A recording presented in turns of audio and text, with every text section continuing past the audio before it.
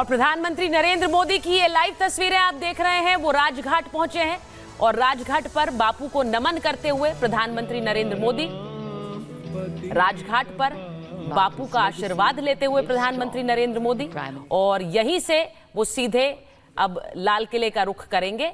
प्रधानमंत्री नरेंद्र मोदी जिन्होंने देश की ओर से बापू को नमन किया और देश की ओर से राष्ट्रपिता का आशीर्वाद लेते हुए आगे के मार्ग पर चलने का भी एक तरह से संकल्प बापू से नमन करते हुए ले रहे हैं। तो ये तस्वीरें राजघाट से सीधी आ रही हैं। प्रधानमंत्री नरेंद्र मोदी राजघाट में यहां से सीधे अब लाल किले की ओर वो प्रस्थान करेंगे और प्रधानमंत्री नरेंद्र मोदी आज जो संदेश देंगे 2047 विकसित भारत, ये जो एक शुरुआत भारत की 15 अगस्त को आज़ादी के बाद से हुई, जो कि देश के महापुरुषों के बलिदान के चलते जो आज़ादी, जो स्वतंत्रता इस देश को मिली, वहीं से आशीर्वाद लेते हुए आज अगले कई सालों का जो एक सफर है उसे तय करने के लिए, जो लक्ष्य हैं जिन्हें पूरा करने के लिए प्रधानमंत्री नरेंद्र मोदी आगे बढ़ रहे हैं। आज लाल किले की प्राचीर से मानी वही संबोधन हम आज प्रधानमंत्री का सुनेंगे। बिल्कुल आपने ठीक कहा, क्योंकि इससे पहले भी देखिए हमने उन संबोधनों में देखा है, शिक्षा हो, स्वास्थ्य हो, युवा हो, महिला हो, सेना हो, इस तरह के ऐलान, इनसे जुड़े जो ऐलान हैं वो हमने यहाँ पर देखे हैं। और ये देखिए शिवराज सिंह चौहान भी इस वक्त पहुंच चुके हैं अपनी धर्मपत्नी के साथ। वहां पर तस्वीरें लगातार आ रही हैं और वो तस्वीरें हम यहाँ पर आपको दिखा रखे हैं। थोड़ी देर पहले आपने राजघाट से वो तस्वीरें देखी जहां पर पहुंचे थे प्रधानमंत्री नरेंद्र मोदी। बापू को नमन कर अब वो प्रस्थान कर चुके हैं लाल किले की ओर, जहां पर बेसब्री से इंतजार उनका हो रहा है। और ये इस वक्त आप देख रहे हैं राजनाथ सिंह वहां पर पहुंचे हुए हैं और साथ ही साथ तीनों सेना वहां पर एकदम अपनी पोजीशन एकदम संभाले हुए, एकदम रेडी। वहां पर वो बैंड्स भी उनके, क्योंकि जैसे यहां पर प्रधानमंत्री नरेंद्र मोदी पहुंचेंगे वो मुलाकात होगी और फिर उसके बाद उनको गार्ड ऑफ ऑनर दिया जाएगा। बिल्कुल, तो जिस क्रम में हम बात कर रहे थे वहां पर अतिथियों का पहुंचना जारी है और अब रक्षा मंत्री राजनाथ सिंह, रक्षा राज्य मंत्री संजय सेठ और रक्षा सचिव, जो कि प्रोटोकॉल के हिसाब से प्रधानमंत्री नरेंद्र मोदी का वहां पर स्वागत करेंगे। और जो दिल्ली क्षेत्र के जो जीओसी हैं लेफ्टिनेंट जनरल भवनीश कुमार, वो प्रधानमंत्री से उनका परिचय कराया जाएगा और फिर वो प्रधानमंत्री को मंच पर लेकर जाएंगे। और ये आप देख सकते हैं एनएसए अजीत डोभाल जो वहां पर पहुंच रहे हैं। इस वक्त जो सुबह की तस्वीरें हैं उनमें किस तरह लोगों का, जो गणमान्य अतिथि हैं उनका आना जाना इन तस्वीरों में साफ नजर आता है। और उसके बाद आज जब प्रधानमंत्री का संबोधन होगा, देखिए मानी आपने अभी जिक्र किया थोड़ी देर पहले कि पिछले साल लाल किले की प्राचीर से उन्होंने कहा था मैं अगले साल फिर आऊंगा। अब इस साल वो आ गए हैं और अब आने वाले सालों का जो एक रोड मैप है वो प्रधानमंत्री नरेंद्र मोदी को इस देश के लिए तय करना है। तो आज उस रोड मैप को लेकर प्रधानमंत्री क्या कहते हैं वो भी बड़ा इंपॉर्टेंट होगा। Major general SP Sinha, a very good morning and happy Independence Day हमारे सभी अतिथियों को, मेहमानों को। मेजर जनरल, आप आज प्रधानमंत्री नरेंद्र मोदी के भाषण से क्या उम्मीद लगा रहे हैं? आज एक 10 साल के कार्यकाल के बाद 11वीं बार वो आए हैं और उनका इस थर्ड टर्म का पहला ये संबोधन होगा। सबसे पहले तो आपके चैनल के माध्यम से पूरे देशवासियों को बधाई। बहुत पसीना बहाया गया है, बहुत कुर्बानी दी गई है, बहुत बलिदान दिया गया है सेना के द्वारा और सभी देशवासियों के द्वारा। उस बलिदान को नमन करते हुए मैं प्रणाम करता हूं और मैं भगवान से प्रार्थना करता हूं कि हमारा भविष्य मंगलमय हो, हम इसी तरह से प्रगति करते रहें और विश्व में अपनी ढोल और एकदम धांस जमा के रखें। पहली बात, झंडा भी ऐसे ही लहराता रहे, ऐसे गाड़ के रखा है। एकदम। दूसरी बात जो मैं कहना चाहता हूँ, आपने अभी पूछा मुझसे प्रश्न, उस प्रश्न का मैं उत्तर दे रहा हूँ कि रोड मैप क्या होगा। देखिए, हम लोग को मैनेजमेंट जब फौज में सिखाया जाता है तो कहा जाता है कि हमारा विजन क्या है, व्हाट इज द एम, हम कहाँ हैं, हमको कहाँ पहुँचना है, ये सफ़र हमको कैसे तय करना है, इसमें क्या क्या कठिनाइयाँ आ सकती है, उस कठिनाइयों को कैसे दूर करना है।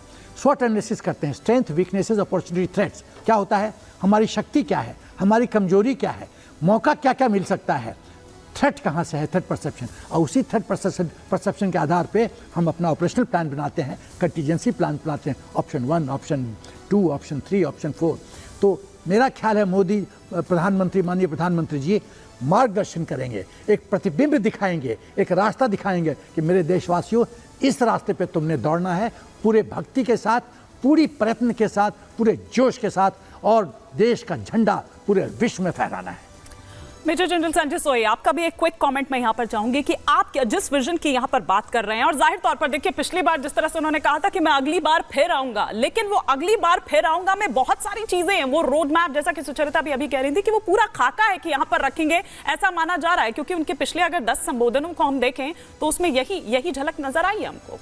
नहीं, बिल्कुल ये बात बिल्कुल सही है। और देखिए जिस प्रकार से सबसे पहले मैं आपके चैनल के थ्रू वाकई देशवासियों को आज़ादी के महापर्व की बधाई देता हूँ और हमारे जितने भी स्वतंत्रता सेनानी थे उनको नमन मेरा।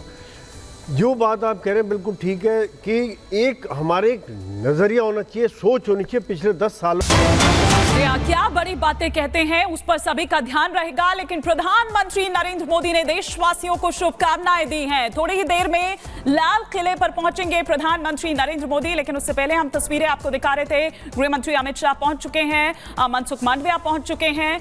लाल किले पर मेहमानों का पहुंचना इस वक्त जारी है। ये ट्वीट हम आपको दिखा रहे हैं, प्रधानमंत्री नरेंद्र मोदी का ये ट्वीट, जिसमें सभी देशवासियों को शुभकामनाएं दी है। और आज क्या कुछ ऐलान वो बड़े लाल किले की उस प्राचीर से किए जाते हैं, ये देखने वाली बात होगी। तीसरा कार्यकाल प्रधानमंत्री नरेंद्र मोदी का, जिस पर ये पहला संबोधन जो है लाल किले की प्राचीर से, तीसरे कार्यकाल में वो प्रधानमंत्री नरेंद्र मोदी का हो रहा है।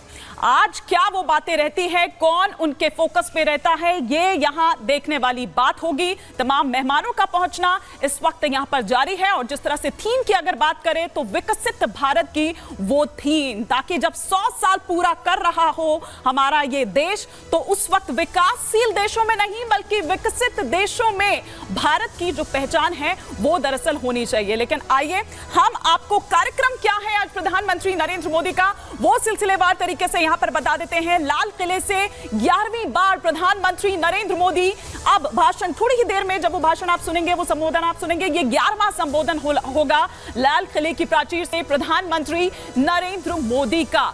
इसके अलावा और क्या कुछ कार्यक्रम आज रहने वाले हैं, फटाफट से अगर हम प्लेट चेंज करें तो हम आपको बताएं कि 7:17 पर प्रधानमंत्री नरेंद्र मोदी लाल किला पहुंचेंगे। और फिर उसके बाद आपको बता दें कि 7:19 पर पीएम मोदी को गार्ड ऑफ ऑनर दिया जाएगा। 7:26 पर तीनों सेना अध्यक्षों के साथ मुलाकात प्रधानमंत्री नरेंद्र मोदी की होगी। फिर 7:30 बजे का वो वक्त होगा जो प्रधानमंत्री नरेंद्र मोदी ध्वजारोहण करेंगे। और 7:33 पर प्रधानमंत्री नरेंद्र मोदी देश को संबोधित करेंगे।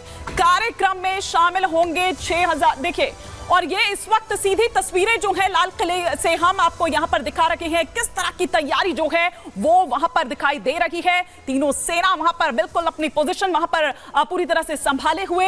ये तस्वीरें इस वक्त हम आपको दिखा रहे हैं लाल किले से। सुचरिता, ये तस्वीरें लाल किले से आप देख रहे हैं। देश 78वें आजादी दिवस की तैयारी कर रहा है, आज जश्न मना रहा है और उसी के लिए जो ध्वजारोहण होना है उसकी तैयारी कर रहा है। ट्राई सर्विसेज बैंड जो कि सलामी देगा प्रधानमंत्री नरेंद्र मोदी को थोड़ी देर बाद, उसकी भी आप एक तैयारी देख रहे हैं। और हर साल जब लाल किले के प्राचीर से प्रधानमंत्री का संबोधन होता है तो उसमें कई बड़ी घोषणाएं पिछले कई सालों में इस देश ने देखी हैं। और आज जब प्रधानमंत्री देश को 2047 तक विकसित भारत बनाने के एक संकल्प और इस थीम के साथ संबोधन देंगे तो देश के लिए आगे की दिशा और दशा तय करने वाला ये संबोधन, ये उनका भाषण होने वाला है। तो लाल किले की प्राचीर से तिरंगा ध्वजारोहण थोड़ी देर बाद, लेकिन पूरा देश टकटकी लगाए इंतजार कर रहा है कि आज देश का प्रधान सेवक उनके लिए क्या बड़ा संदेश लेकर आ रहा है। ये तस्वीरें आप लाल किले से देख रहे हैं। और जैसा मैंने कहा कि इस बार हिमानी, हम अपने दर्शकों को बता भी रहे हैं कि कई इनवाइटेड गेस्ट हैं, कई ऐसे अतिथि हैं जिनको खास तौर से इसके लिए बुलाया गया है। उनमें कई प्रधानमंत्री योजनाओं के लाभार्थी हैं, जिनमें कई तकरीबन 1000 किसान भी हैं जिन्हें आमंत्रित किया गया है आज के इस कार्यक्रम के लिए। किसान सम्मान निधि के जो लाभार्थी हैं उन्हें बुलाया गया है।